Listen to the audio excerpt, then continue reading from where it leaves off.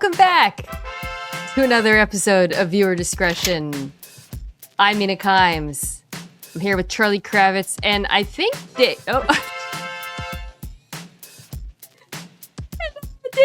Jr. has joined us for the audio audience. He is, I don't even know how to describe what's happening in this. He's wearing a kente cloth cap. Is that the right verbiage? This show is systematically I knew you were going to do this. Eradicating the blacks one by one. Like any other horror TV show, or movie, this is what they do first. Get rid of black people first. I saw it coming. The thought did occur to me, David, that it was odd no one pointed that out at any point. Never, has not happened yet. Nobody's pointed out yet. We are pretty blacklist going for the rest of the season. I just want to make sure that everybody's aware of this. Can we would it have been, I need you to answer this question seriously. We're gonna you can keep the cap on if you want. Would it have been in poor taste for Ron to pull that card at the table? Because that did occur to me. Like, there's no way they eliminate him if he points out the trend, right? There's no way. And he could have leaned into his fellow blacks or black that was left and just been like, is it just Candace? It's just Candace. I thought Ron could have pointed out that maybe Eric got the laugh confused amongst the two black women left and maybe flipped it on him from that one. A lot of places he could have gone. A lot of places he could have gone. Kudos to him. Listen, this is going to pop off on Threads tonight. I'm just saying, a lot of DEIs left on that show to get rid of the, Anyway. Well, there's a lot of DIE. Oh, hello. amongst the faithfuls, because they are not getting closer. Well, they are getting closer. We'll get to that. We're here to talk about the Traitors. And then the second half of the podcast, we will do Fallout, episode 6. I thought an excellent episode of Fallout, David. I'm excited to talk about it. Feels like things feel like in both the Traitors and Fallout right now, things are ramping up at the same time. Yeah, because both of these episodes were absolute bangers. But we're going to start with the Traitors.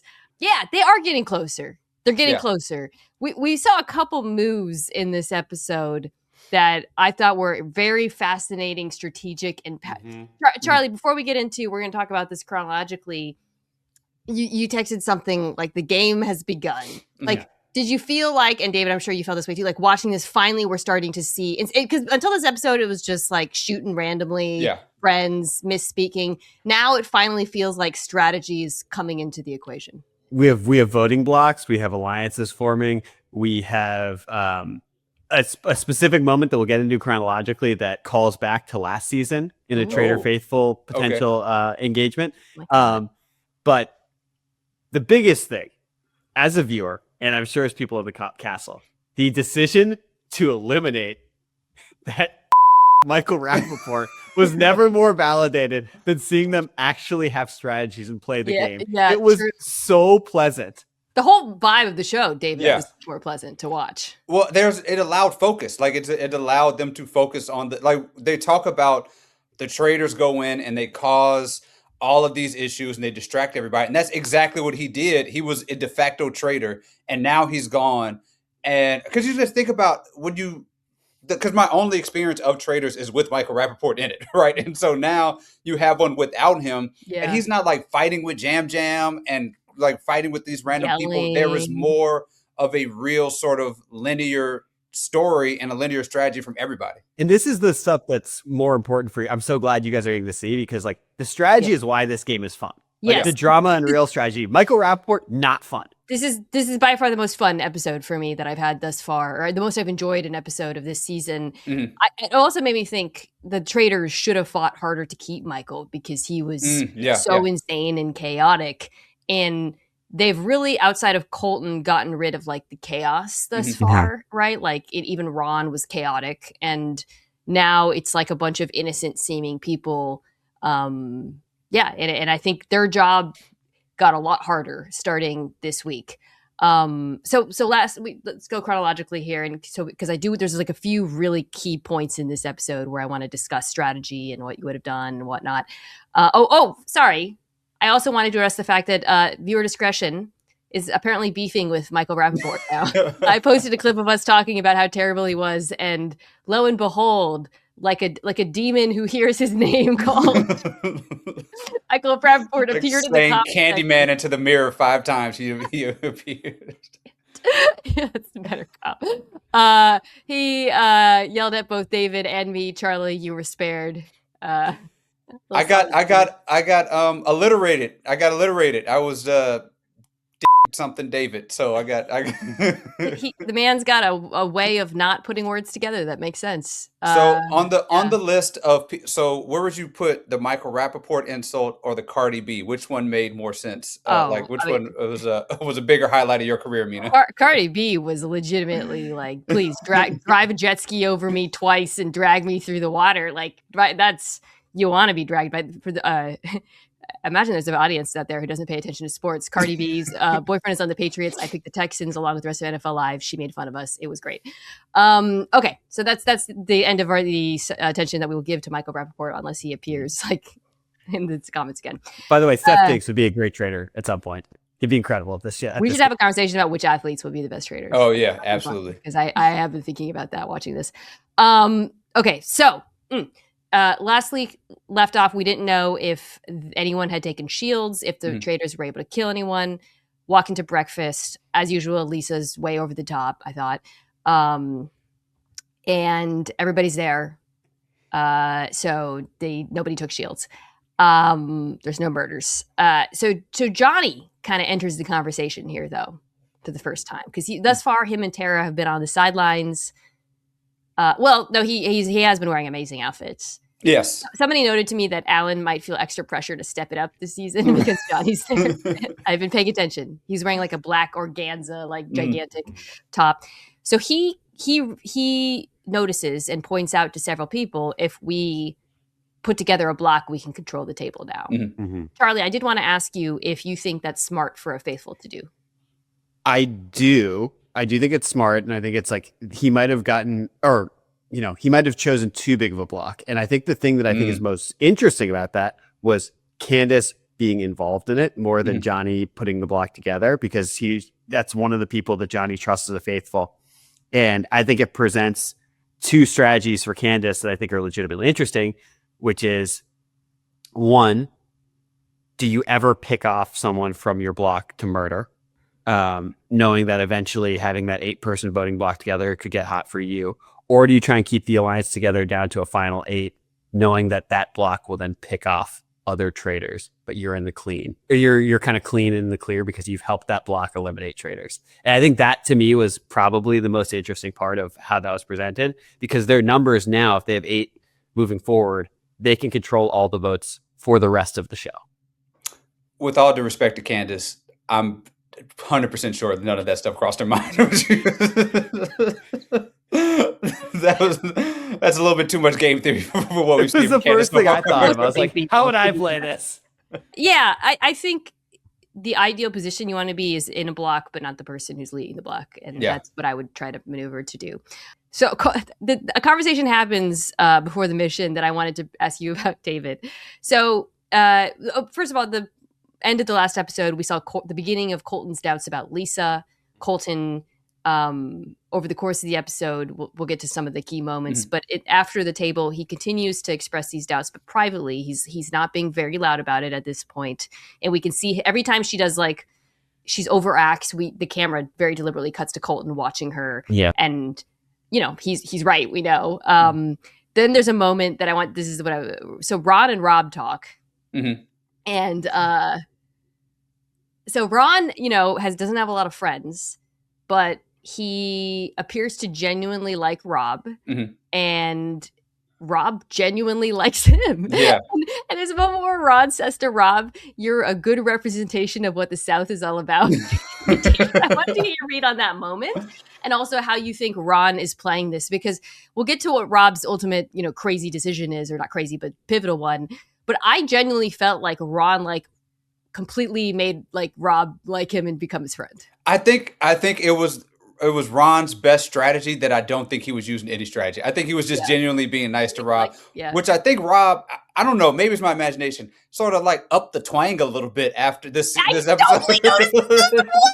Okay, sorry, my voice just went up 8 octaves. After he said that, I was like, is he talking in a more of a southern accent right now? Okay, thank you. I think he upped the twang. I think Ron gave him the confidence to sort of like bam it up a little bit, and so there was a little bit more of the twang there.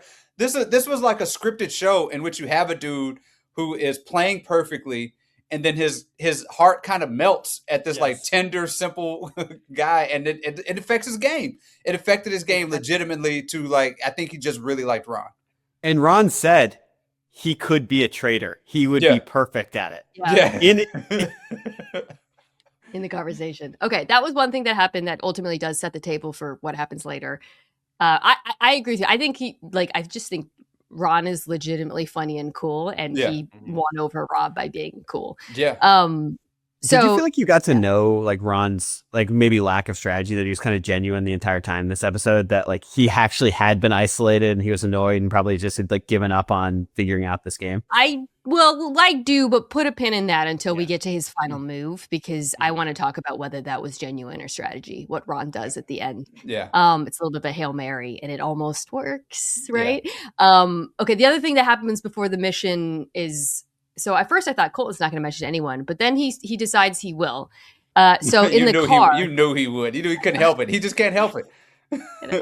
Hubris is his fatal flaw. Like, he just cannot help but tell everybody how. No, because I think Colton's pretty well positioned moving forward. But we'll get to that. I agree. We'll get to that. Yeah. So Colton pulls Natalie, and he brings up the Lisa theory, and again, it's actually a good theory, and it's actually sound logic. He also noticed that she voted on the housewife, which is ultimately the thing that really wakes people up. Yeah. Natalie buys it. Yeah. Like, and then he gets in the car and he brings it up with Dorinda, Tara, and Rob. And Rob says it's plausible. So, okay, at this point, guys, because last episode we talked about the possibility that Rob might turn. Charlie, at this point, and then Dave, I want you to answer after that, did you feel like, Rob did the right thing. You have to kind of just go along with the flow. But the anti-Lisa movement is starting to build. Did you think it would turn to anything? I didn't yet. I thought he played that perfectly because, and I not to jump ahead too far, but I think that connects to his decision at the end of the show, because he did that publicly in front of 5 people, and that was the best case presented at the round table. So again, as a traitor, consistency is the key to all of this stuff. Yeah, because also Colton's thing is we're going to see who backs up Lisa. Like, he had the backup plan ready, and Rob had the backup to the backup plan ready to just say, yeah, it seems plausible. I thought he was going to do it at the end of last episode when Colton first brought it up, but he had no choice. I did not think he was going to flip at all, or whether he did or didn't. Look, we'll talk about that. But I didn't know if he. I didn't think. Yeah, I didn't think he was going to flip publicly in the way that he did. But at this point, I was like, okay, he is planting the seeds to ultimately make a turn at some point. Yeah. And again, we know Colton's right. It's the first time somebody's been right all series. Yeah. And by the way, we should point out, it was part of Colton's theory before he presented it to the group in the car, was he was going around being like, I'm going to be eliminated. So notice who's like support, wants to vote against me at the round table. That's going to be a good clue for you guys, type of thing, which I thought was smart and actually a great defense strategy too. A great defense strategy. Yeah. So, well, that gets kind of the thing with Colton and the Lisa thing is like, if you really believe someone is a traitor, how public do you want to be? Yeah. And you either have to not be public at all or tell no one, I feel, or you have to tell a bunch of people to protect yourself from the traitor. Yeah. I think that like Colton is kind of weaving this thread here. He's like, especially coming back from the catastrophes of the past, like to come back from being all in on Tiffany and making a good case for Lisa. And then now I think the Tiffany thing was really informative to him. Like he went in with not as much strategy, and it blew up in his face and it put him in danger. And I think now he was like, how do I have the safeguards in case this doesn't work out? I'm a little confused by Colton just in general, because like I don't know if he has like the strategy has these good moments, but then the bad ones is like he's sort of like an early 2000s NBA player who's just putting up gaudy stats as a volume shooter. We're going to look back and like, is he good? Right. Okay, we'll get to that when we get to the round table, because it comes down to 3, and he says something that I think is notable that makes me actually think he is playing it pretty well. So it's time for the mission, aka the moment when I screw around on my phone for about 10 minutes while sort of paying attention. No, I'm just kidding. The only thing I have to say about this mission is, again, the set designers on the Traitors. Good God. When the table started moving, the Ouija board, I was like, this is the amount of money they invest in this stuff is unbelievable. There's really nothing. I keep thinking about every time one of these missions happen, I think about the Love Island baseball game where you go to like first base and then like second base and just like make it down the pool. And then you get like, I just think like these are different worlds right here. This is like an absolutely two different worlds ever living in right now. You know, there's a whole section of the internet that's just shipping Rob and Maura right now. Yes. Yes, absolutely. Maura like leaned into it though. Yeah. She gave some interview being like I could see it, and then did like a side eye type of thing. Sure. I'm shipping them too. I mean, that's just good social media management by both of them. There's really nothing to say. Natalie I noticed very aggressively makes everybody agree to not take a shield, and that if anyone takes a shield, they'll be banished. Mm-hmm.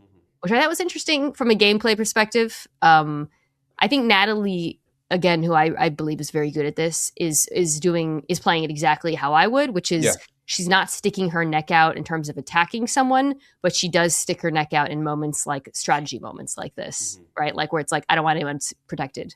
So we're going to all agree. Yeah. So nothing interesting happens in the mission. We really don't have to talk about it. I did notice. So they have an interview with Rob, Love Island Rob, where he basically admits that he just wants to keep Ron because he likes him, which I really enjoyed. So between then and the round table, you see kind of like the factions starting to build. Johnny is starting to he's trying to turn people on Colton. Mm-hmm. He's trying to like whip up votes in that direction. Rob tells the group, he starts defending Ron in public, much to Candace's chagrin. And then Colton makes his move, and this is what we got to talk about. So Colton is so convinced correctly that Lisa is a traitor, and he knows that people are out to get him, that he decides to make a pretty bold move. Charlie, I want to get your lineage or lore experience here.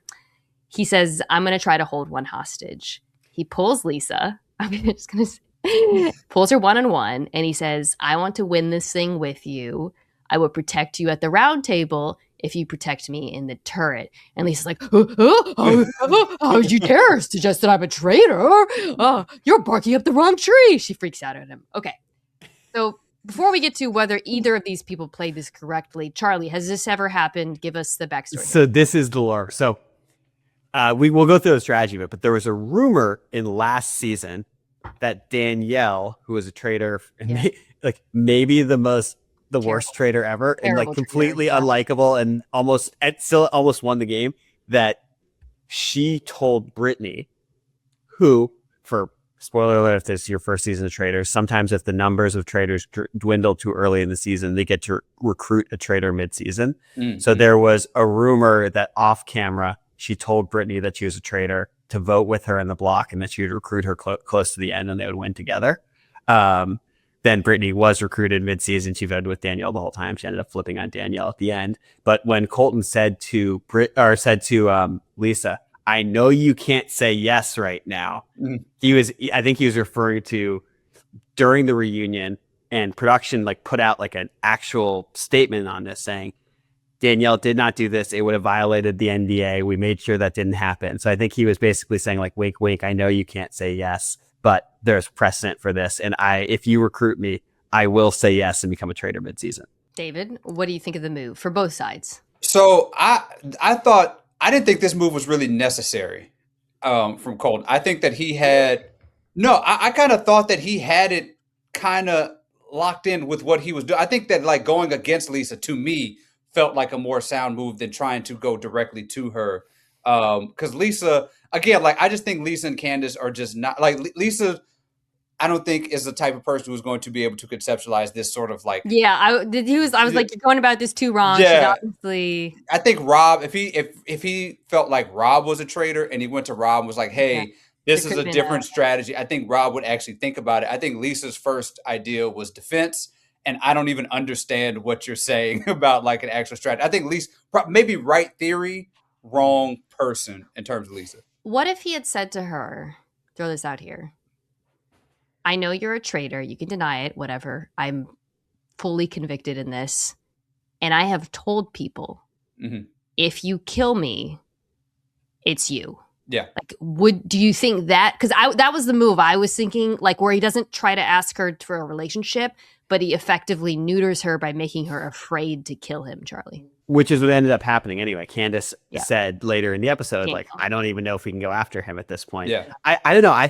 I thought it was a good strategy, but to your point, I'm looking at my notes now, and in just highlighted in yellow, it says Lisa is an idiot.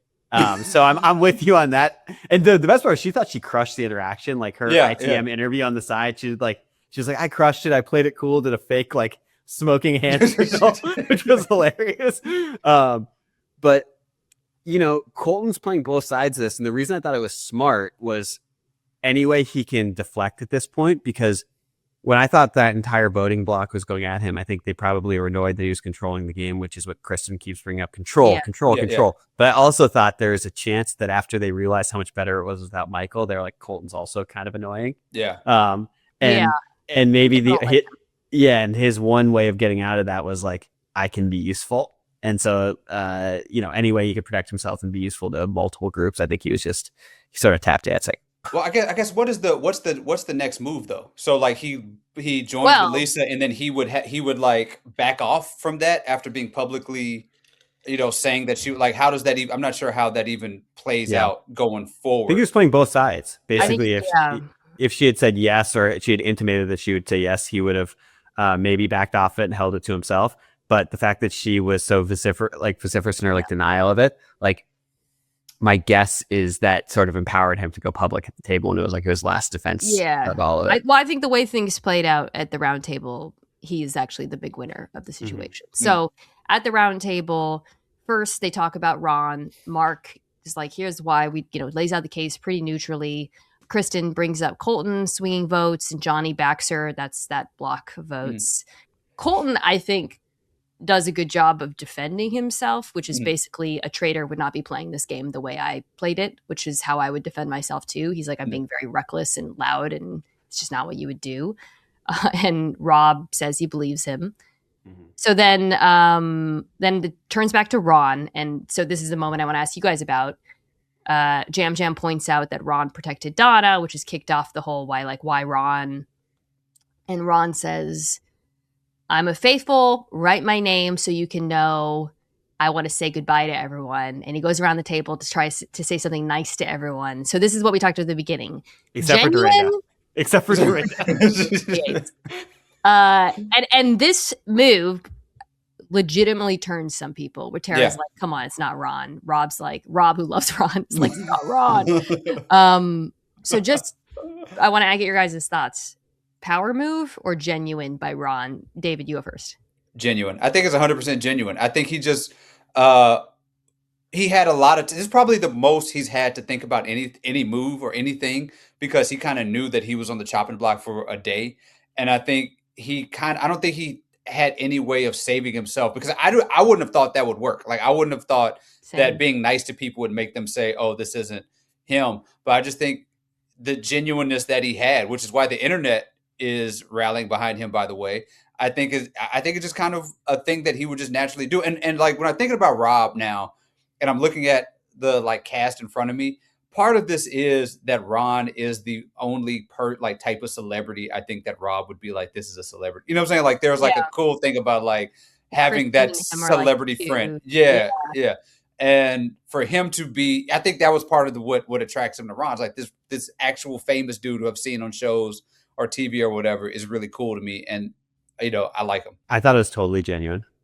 And I actually thought, even more than being voted out, it was like a manifestation of the last 4 episodes where he's like, I made one mistake, but because I didn't come in here with a bunch of allies, people I had done TV with, you guys had flipped on me the entire time, and I'm sick of it. And this is... I know, that was what I was going to say. I genuinely think he wanted to leave. I do too. And honestly, a great run for Ron, because he goes out on, I think, winning the court of public opinion. So...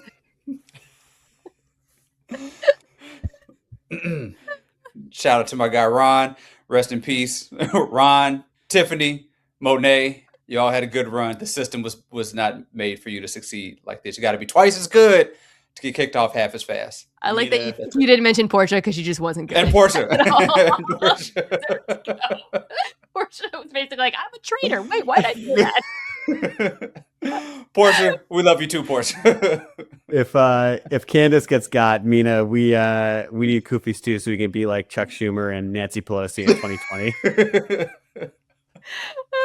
I think Candace is actually playing a decent game now, but so good. Huge winner of all starting this stuff. because she just comes across. You've talked about this as consistent in everything. Yeah, she's kind of being herself. She's really being herself, and there's no real shiftiness. Like there's no with Lisa when they said Lisa, we need you to she noticed that they were saying she was not being real housewifey enough. She tried to amp it up early, being like, "Oh, who wants eggs? Eggs!" Like being loud at breakfast the very next day. But Candace has been like pretty solid the whole time. So the votes come in. I tried to pay attention to the ones that I thought would be important. Ultimately, it comes down to Colton, Lisa, and Ron. The Colton block votes for, or Colton, Tara and Johnny and such. Candace, of course, votes for Ron. She's always been on Ron. Natalie's on Lisa. Colton convinced her. And then we get, so it's basically even with Ron with a slight lead. We get to Rob. Mm. And this is the moment I texted you guys a bunch of letters and exclamation points.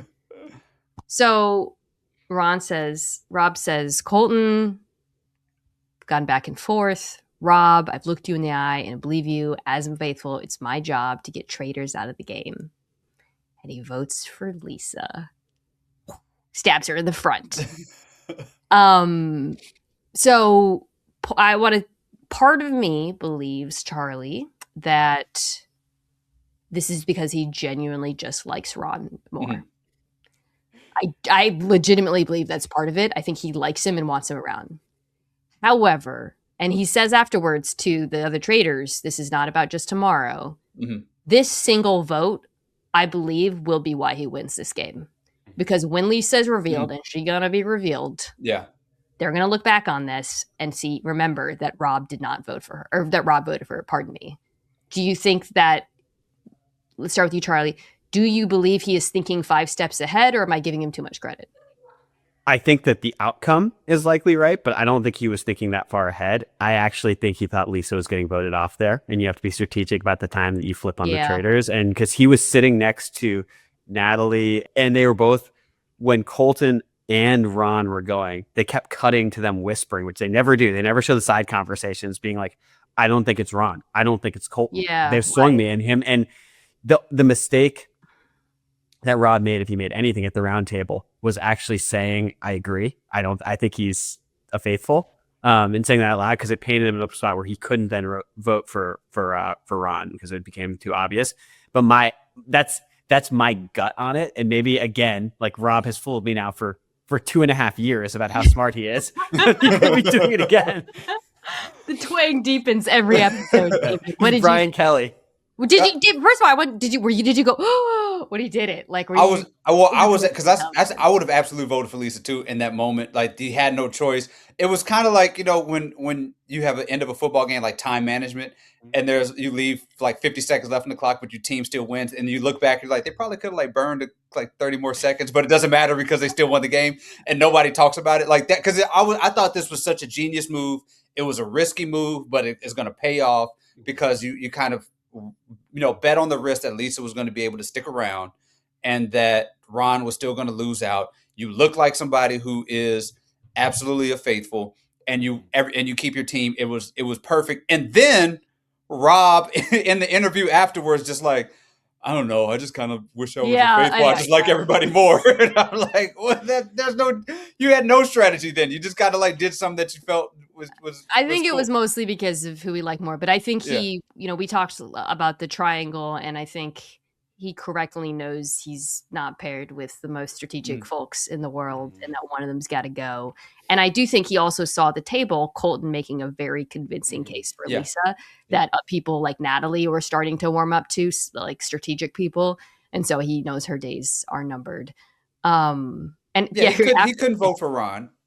Couldn't vote for Ron. Had his back. He couldn't vote for Colton. That's his guy. Yeah. That's his guy. They're in an alliance. He literally had only one person to vote for, or it would have put a huge target on his back for the first time because nobody suspects him at all. Like, this was the perfect move for him to make. He tries to say afterwards when he first he's like, I'm not ready to see Lisa, but then they do show them talking afterwards. He's walking around the castle. You see that one central hall? He keeps poking his head in and then walking in a different direction. Okay, well, before we get to that conversation, a couple other things happen. Candace is a little bit talky and says, let's stop letting Colton control us. And Colton and Lisa have it out a little bit. And he's like, look, I said what I said and you kicked out a housewife. She's like, it's where you got it wrong. I'm more than a housewife. I thought that was really like eye-rolly, to be honest. Like, it's not an actual like, she's acting like he insulted her. He didn't. Right. Obviously, we know he's correct, but also... and Colton's being so like dramatic. He does like, if the traitors take me out, you better take me out tonight and this and that, because I'll go for every shield. And sure, all right. I think they were having a mid off, and it was just kind of the worst, the worst one-liners and worst comebacks I could ever imagine.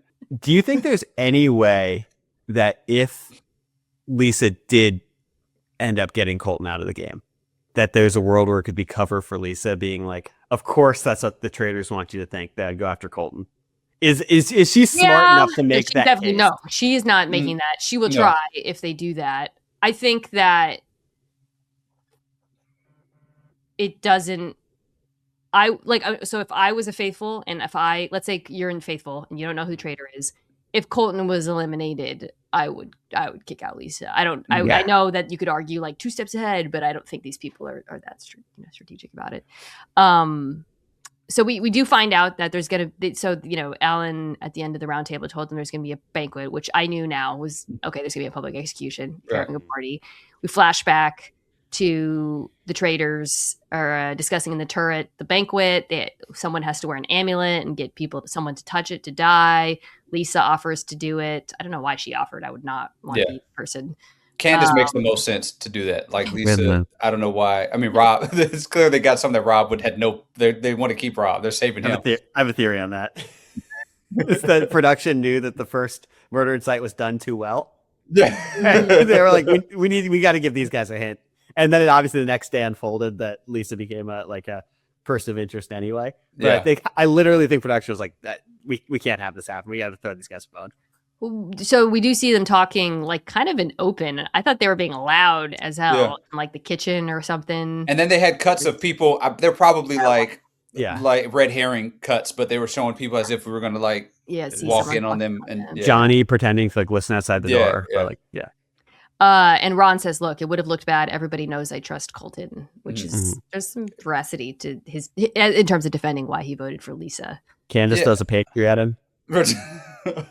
Yeah, I was surprised that it was hard to convince Candace and Lisa that he made he made the move that he kind of had to do. Everybody ended up fine at the end. I don't see this. If I were them, I wouldn't necessarily see this as like a I can't trust Rob move. Candace had to do that in front of Lisa. That's it. 100%. Yeah, she realized she was like, I have to stand up for this for Lisa in the group, but she didn't throw that big of a stake. She was like, I'm mad at you. And then within 10 seconds, it was fine. Yeah. All right. So last week, none of us, I believe, picked Ron, obviously. So all of our picks last week, we all get 5 points again for who would survive the next week. So David and I still have 5 + 4, 9 each, and Charlie has 10 points. Yeah. Do you guys have your top 5 names of who you... Because it's going to get harder and harder from this point on, of course. I'll go first. Rob, obviously. Maura, who I should have kept last week, and I forgot. I just forgot. Then my final 3 are Kristen, Mark the Dancer, I'm holding on to. And then I'm going to throw Steven, the hunk, who says nothing, but everybody seems to like him. That's my top 5. So Rob, Maura, Kristen, Steven, Mark. All I'm right? irrationally annoyed that they say he's from One Tree Hill and not the hills. Yeah, or the everybody seems to like him. Okay. Charlie, you go next. Rob and Maura, Tara, Johnny, and Natalie. And I put them together, Tara and Johnny together, because I'm going like alliance voting block, people who are going to carry each other. Okay. All right. I'm going Rob and Moore. I think that they are our locks. Macbeth. Kristen, Natalie, and I also had Steven. Steven just kind of like snuck in there with his sweaters and just kind of looks like you forget that he's in the show, but he's there. Like he's just kind of unsupposed. There's a lot of that right now. Yeah. And so I think that Steven snuck in for me wait, do we have the same 5, Mina? No. You. Okay. I didn't keep Natalie this time. Okay. Natalie's starting to play the game. So I'm trying to stay away from people who are like, so I got scared off Tara and Johnny because they're starting to play the game a little bit. And I think people are going to turn on one of them, even though they have a block, but we shall see. Yeah. I think Tara's gonna, she's a good 3 minutes a game person. You start playing her 12, she starts dribbling a little bit off the knee, causing a few turnovers. Like, this is why we play you 3 minutes. Don't want to in the game too much. Charlie, you texted us a question that David, I want to ask you first. Are you rooting for the Faithfulers or the Traitors? So this was one of the reasons why this episode is so great, because it felt like a thing where the Traitors had total control.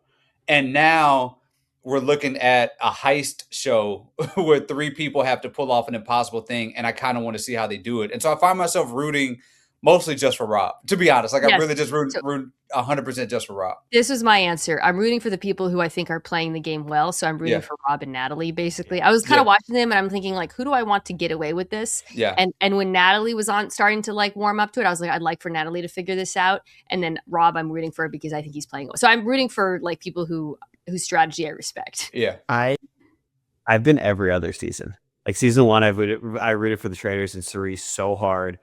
Season 2, I rooted for CT. Season 3, I was like, season 3, I was rooting for the Faithfuls again because I was like, Danielle cannot win this. And then this season, 100% rooting for the Traitors. And it like clicked with me mid-season. I was like, I want to see Rob. Yeah, for sure. But also, so I have a theory on this that I think that just time out for people who don't want internet spoilers. This is not a spoiler, but have you seen any of the internet theories about Rob and Candace? No. Okay. So Candace unfollowed Rob on Instagram and went on a podcast and said that she has beef with one other person from the cast that will be addressed at the reunion. And some people have thought that that's Rob. Some people on Reddit have thought that that's Jam Jam. And based on the scenes for next week, I think that there's some sort of blow up fight potentially involving Candace at the banquet. So I'm really interested to see how their gameplay works. So I'm rooting for Candace and Rob. And I also think a tension point potentially is they're almost certainly going to get to recruit a new traitor.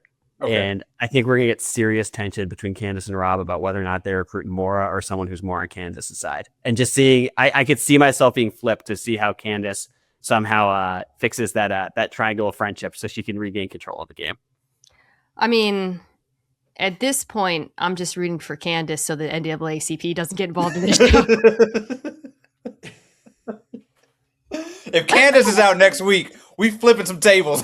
I've come to also like her, so I like her and Rob. I just don't like Lisa. And it's not that I don't like Lisa. I'm just like I do not respect you. She's playing the worst game. She's playing exactly. It's like I don't. It's not that I don't like you. I just don't respect. It's like me. I want to watch the Rams offense versus the Seahawks defense. Don't throw Jarrett Stidham into the mix. It's just like I don't need this. All right. The Rob turnover from the first 3 episodes of Love Island, almost a year and a half ago, to this Dr. Doom genius right now that we're seeing, who is just who I love with all my heart, is incredible. I need someone to do an audio analysis of the code switching. Right. He absolutely. Absolute king. All right. That was a great episode of The Traitors. Now we're going to take a break. We're going to talk about a great episode of Fallout. Thank you so much, Charlie. See you next week, bud. All right. From one dog-eat-dog world to another. And one show where there's only one black survivor making it through. Maybe. We'll see. Fallout episode 6 is called The Other Player. Mm. I love this episode. I think right now the show is on a heater. It took a second for the season to get building. Yeah. But now it feels like plot, plot, plot. Things are happening. We're getting answers. They're not dragging things out. You could argue some of the answers are coming maybe too quick. Really? Okay. Yeah. We'll get to that. But yeah, we're because as we discussed at the mid-season finale or whatever you want to call it, a lot of questions were posed. Basically, who is the other player, right? Yeah. The question was, who's the big bad? Because it was revealed in episode 5 that it's not Robert House, or at least he claims it isn't. And we get more clues in this episode. So let's start with the post-war, pre-Fallout stuff, the flashbacks with Cooper before he became the Ghoul, and his wife, Barbara. So we see Barbara at Vault Tech. And basically, this is after they agreed to drop the bombs. People are presenting like post-apocalyptic technology to her, the company. And there's some interesting things, like she hears that their water chips have 30% fail rate, which we know. I was just about to mention that. It's like, oh, that happens. So she meets fake Robert House, and he tries to negotiate his automated man technology, which I every episode like fumble with what to call it, the little chip they put in people's head. And he wants the cold fusion chip, or cold fusion, whatever. Yeah, I think it's a chip. And she asks him why, and he says it's above your pay grade, and she looks sick. So in Las Vegas, we get, this is again after this, but before the Fallout, we get Cooper talking to his wife, and we see the end of the confrontation from the previous episode where he says, we need to talk. And he says, were you a monster when I proposed to you? And she basically admits it, doesn't try to deny it, and says she's doing it for Janie. So, David, you've been on the Barbara did nothing wrong. Where are we at right now with Barbara, who we know that Cooper tries to find, and his daughter as well at the end? What did you make of this reveal? So this reveal, I mean, there's a lot of flip-flopping with Barbara this even just this episode, where it seems as though, to me, she is trying to protect Cooper from the actual truth and willing to fall on the sword of that. I'm not sure. I still feel like there's another play with her, right? I still feel like there's something else that she is. So I don't think. Okay, so we're going to disagree here. Yeah, I don't think there's another play, but I think something else is going to happen.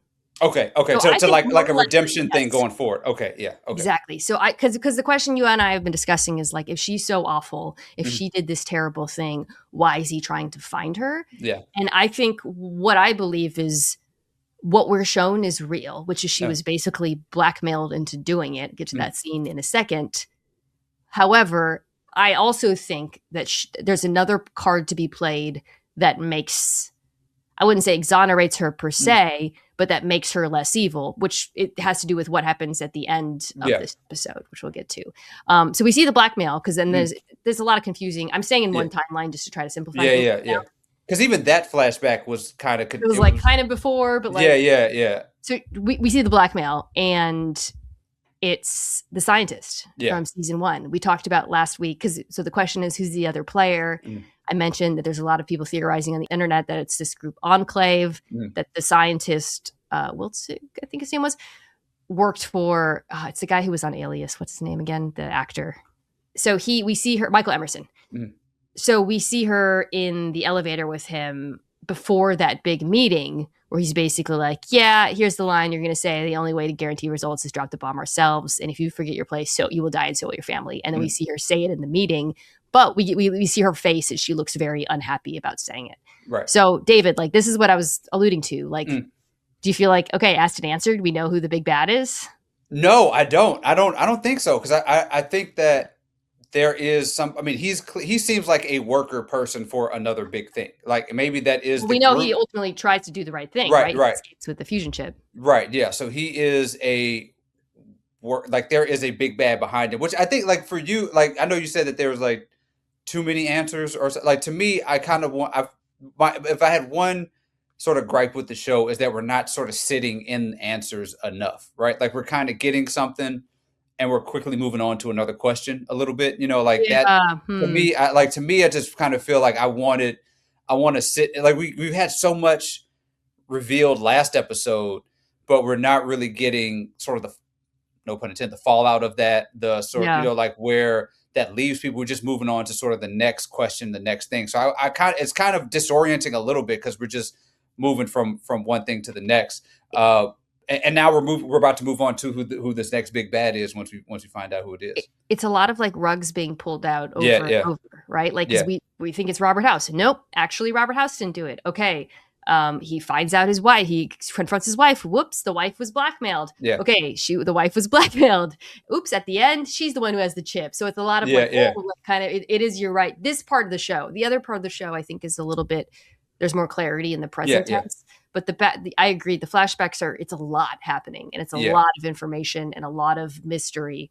And the flashback ends, and this is at the end of the episode, but with Cooper finding Hank, drunk Hank in the hotel with the briefcase. He drags him to the hotel room and knocks him out. And in the briefcase, there's an extraction gun. Yeah. The wife walks in. She extracts the cold fusion out of Hank. So it's been inside Hank this whole time, which raises a whole other set of questions, right? But ultimately, just to track this cold fusion thing, we do know that the relic, it ends up in the hands of the scientist, right?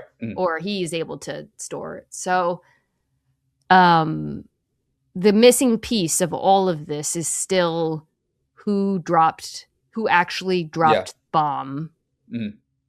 And I don't think we got like real answers here. No, we don't. We still have a big bad to figure out who I guess dropped the bomb, or maybe we assume dropped the bomb. And there's, I think like these two timeline shows. I mean, that's sort of the trick of these shows. Like I think of the show that I think of like as Arrow. I don't know if you ever watched Arrow. Was like that, where they were in the island and the island sort of ran concurrent with what was going on now, and the flashbacks kept revealing things. And again, I guess in order to keep that, in the past thing going, you have to keep on pulling the rug out, or to have an infinite storyline as we're getting to this thing. But it is difficult to sort of make sense of sometimes when you keep on having to do that. Yeah, they're sort of converging, but it is a little bit hard to parse out exactly in the past in this particular timeline. Like what the remaining questions are and the mysteries. I think that if to kind of summarize it, Robert House's speech in the last episode about like the time of the end of the world has changed and you and your wife play a part in it. The action of this episode got us closer to that, with her getting the chip and her being a good person who did a bad thing is kind of what it feels like because she had to. But something else is going to obviously happen between them getting the chip and then the bomb, which doesn't seem particularly far off. Yeah. And that's, I think, the remaining few episodes we're going to get there. Yeah. And that's what's that's what's interesting about that part that you mentioned about Robert House saying it moves it a month up, because Cooper wants to do something and his wife is saying, please stay out of it. And I wonder if this thing that he sort of initiates becomes a thing that moves it up. Like inadvertently, I could see that. Okay, so put a pin in that plot line. Yep. Let's get to what I enjoyed the most personally, which was the Lucy and Hank in the present tense. Yeah. So we left things off where he finds her in the hotel room. She wakes up in a vault type room that's all like, gussied up, Pleasantville style. They always do that aesthetic of like, it's kind of like retro in the future. And it's a note from the dad, dial 0 in a yellow dress. She immediately busts out. She sees 2 Legion guards, which I thought was interesting. She wants to knock one out, and then they say, good morning. And then they turn around and we see they've got the devices. And there's a bunch of office workers who are all like kind of wasteland dwellers with like grizzled faces, but all of whom are wearing like the traditional like office garb, the short shirts and whatnot. So before we get to her meeting the dad, what did you make of like the setup of basically this vault tech of the future? This is what we've been talking about. Like, this is what their aspiration is to create, like, you come out, you survive the apocalypse, and you create just the basic same 9-to-5 work environment that you are used to, right? It just kind of made me think about like all of these tech bros. And when they first came out, it was like, we're going to reinvent the workplace, and we're going to reinvent business, and we're going to do things differently. Like you can sit on like a like exercise ball instead of a chair, and we're going to have like cots for you to sleep on under your desk. And then you realize that it takes no time at all for them to be like, no, we need you in the office, we need you to work 9 to 5. We're going to cut your, like we're going to work the same business that capitalism has always created. Did you see that post? It went viral this week of like somebody in Silicon Valley posting Chinese food and being like like Chipotle, but Chinese food. And people were like, that's just literally you invented Panda Express. Right. Congratulations. Okay. She confronts her dad, sort of. He has recreated his vault, which is just like so pathetic. Yeah. And I think, refers to what you said, which is like just the utter lack of imagination for yourself. Yeah. And she has all quiet on the Western Front, and he talks about the book. This conversation is a little on the nose. He's like, they're all fighting over nothing, and I saw the same thing on the surface, or whatever. And she comes behind him with a knife and says, I'm bringing you back to Vault 33 for the murder of the people of Shady Sands. And he says, I'm glad the wasteland didn't change you, which is interesting, right? Like he's basically saying she still has this sense of justice and like righteousness. She doesn't just kill him. On the way out, this is what I want to spend some time talking about. This is a really intense and interesting scene.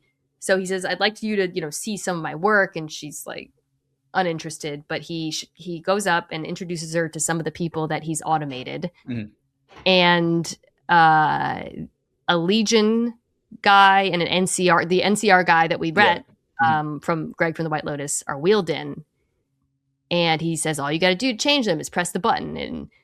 And the Legion guy, once freed, immediately starts trying to kill the NCR guy. She tries to defend him, and he keeps saying like, just press the button. So then she ultimately does press the button to save him, and then they turn into automated robots who get up and are friendly to each other.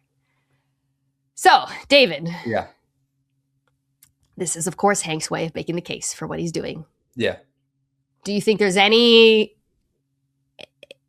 validity to the case? He makes the most vivid, on-the-nose example of why he's doing this, which is basically that humans up there are irredeemable. Do you feel like it swayed her at all? Do you think it worked? What did you make of this? My first thought was that this was pluribus in 3 minutes. Like that's kind of what it totally. Yes. Like completely. Yeah. But yeah, I mean, I don't think, because you look at the ghoul who could not change her for all of this time and all the things she's experienced. This is not going to do it. She made a short-term thing, and I think now all he did was show her the goal now, which is like freeing these people from all of this stuff, from the mind control. Yeah, so to go back to the pluribus in 3 minutes, basically, like, if human beings are so intent on killing each other, is there any benefit, right, to redefining humanity, I suppose? And I think like it's not a persuasive argument to me to just shoot guys who want to kill each other, because there's plenty of people who do not actually want to kill each other. There was a utopic society that was created, and you blew them up. You destroyed them. Like, they were there and you destroyed them. I was actually a little frustrated with this scene, David, because I kept waiting for her to say that. Yeah. Like, and she obviously doesn't know that it was a utopia, but she says she's bringing him to justice for Shady Sands, but she doesn't actually bring it up to him. Right, yeah. I was a little bit like, come on, ask him about it. Yeah. Confront him about it. This is why you're taking him away. And I wanted to see him try to defend that. Yeah. And he just doesn't. Yeah, it doesn't happen. Yeah, it doesn't come up really beyond that. Yeah, you're right. I wanted to, like, this is the sense. Like, I don't care what you're doing now. You still, I mean, even if he was doing the greatest thing in the world right now, you committed genocide. Like, there's no way around that. Yeah.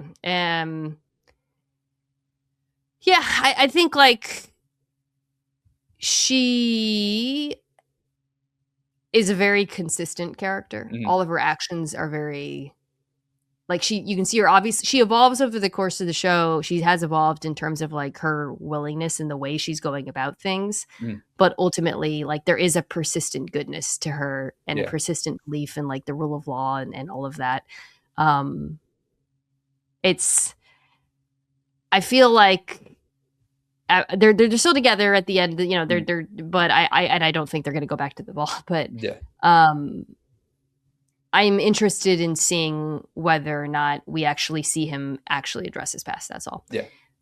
Okay. And I think more so get into too, like what his aims actually are for the present tense, other than trying to subdue all of these people.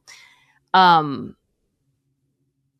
the present also, we left the ghoul. He was impaled and he can't get his dog. So the ghoul, to become like to not become totally feral, has to take these vials, and the dog won't give them to him if he dies, right? Or if he gets like the dog won't give them to him. So we have this really interesting scene of him pulling himself up the pole and trying to survive. And he's saying, "My name is Cooper. I have a daughter. Her name is Janie. She's alive." And in this moment, he's actually like connecting his present tense with his former human form in a way that I thought was pretty significant, right? Like for that character, which is that he still knows who he is and he remembers who he is.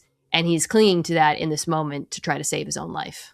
Yeah. And this is probably something he's done before when he's been in these moments of ghoul, possible transformation. Like this is almost like a meditation technique to remind him of his humanity. And Walter Goggins, again, who we just absolutely love in general, the emoting that he could do in all of these different situations is absolutely incredible.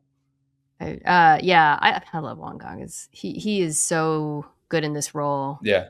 And, this show is very much about, we've talked about this a lot, like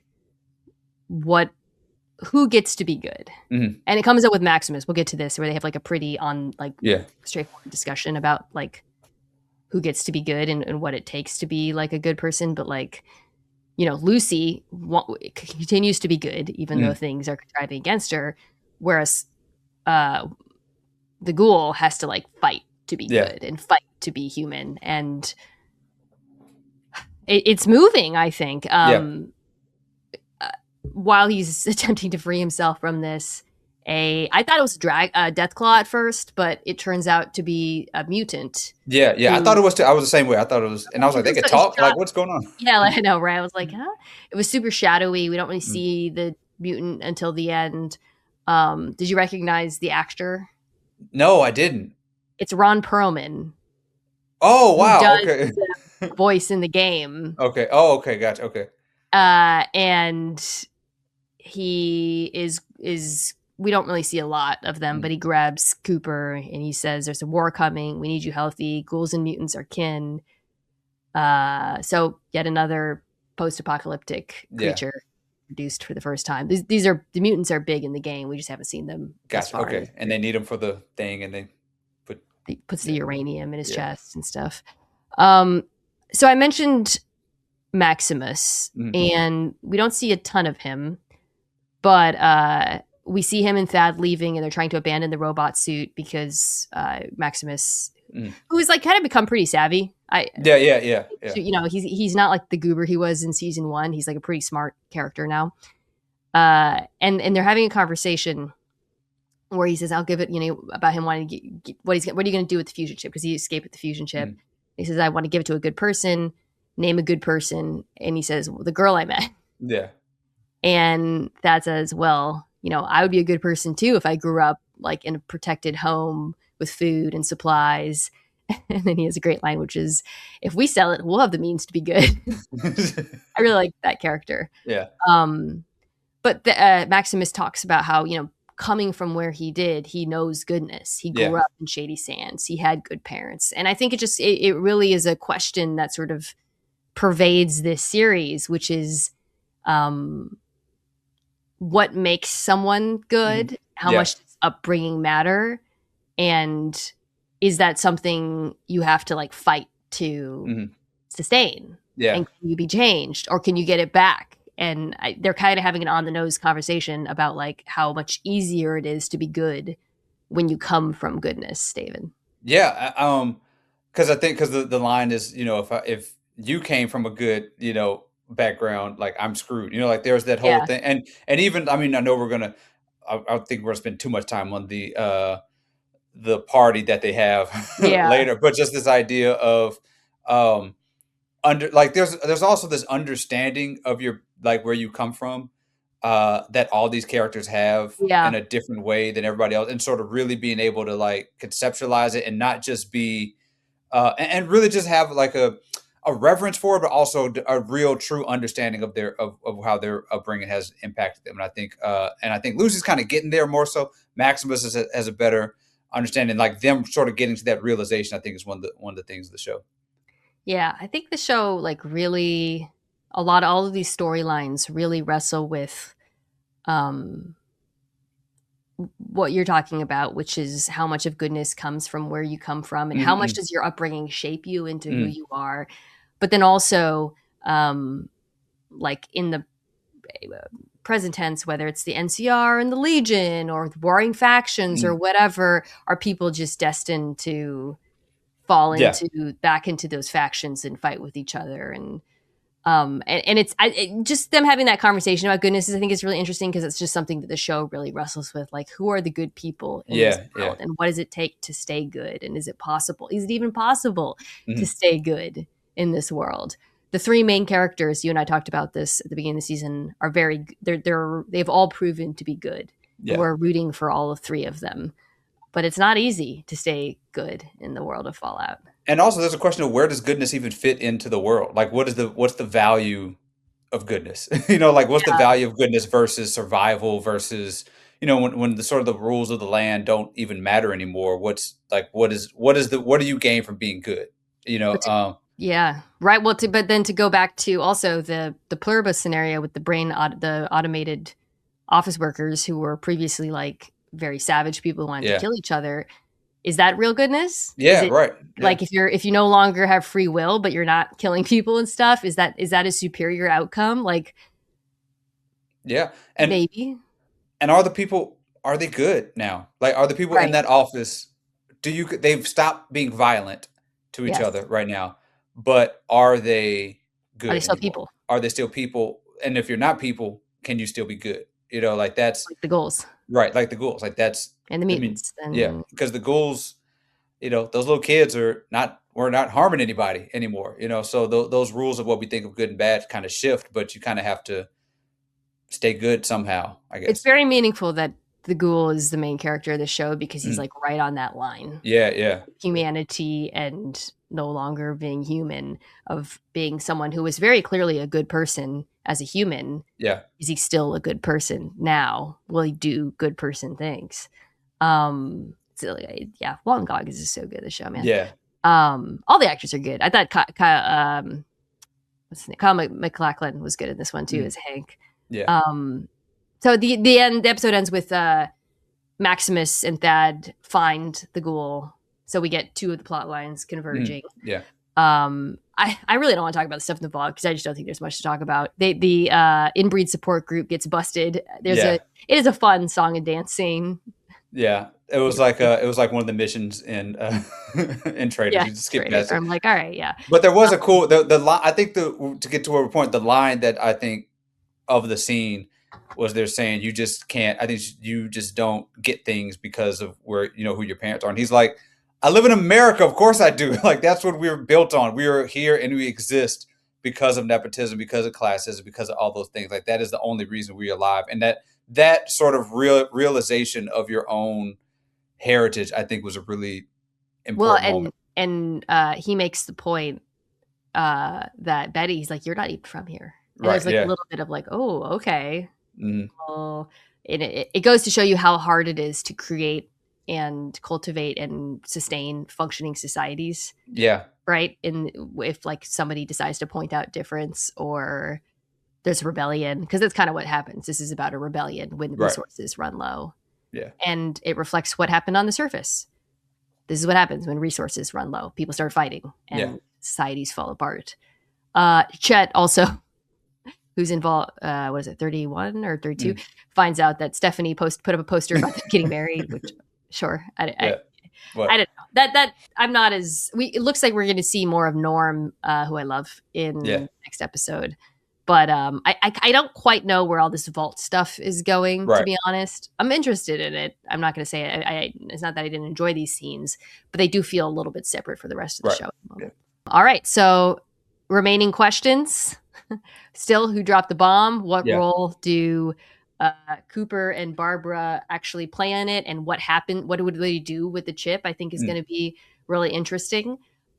Whether or not Hank manages to turn Lucy, I really think he is kind of one step ahead of her, it feels like, and might be able to convince her to get her on his side. And then now that Max and the Ghoul are together, I'm interested in seeing what is their plan for actually getting to Janie and Barbara, like getting to the, because that's what we know now. That's what the Ghoul's job is. And what the heck is Max going to do with the chip? I don't know. Yeah. My assumption is that the Ghoul just convinces Max that they're going to go see Lucy. Like, I know where she is. And then, that's his plan. So that's a good assumption, I think. Yeah. All right. That's it for Fallout this week.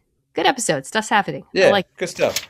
We'll be back next week, talk about the next episode and the next episode of Traitors. Leave us a review if possible. And also you can let us know other shows. We're always looking for other shows. We've got Love is Blind's coming back in February, but always got our eye out for stuff. So hit us there too.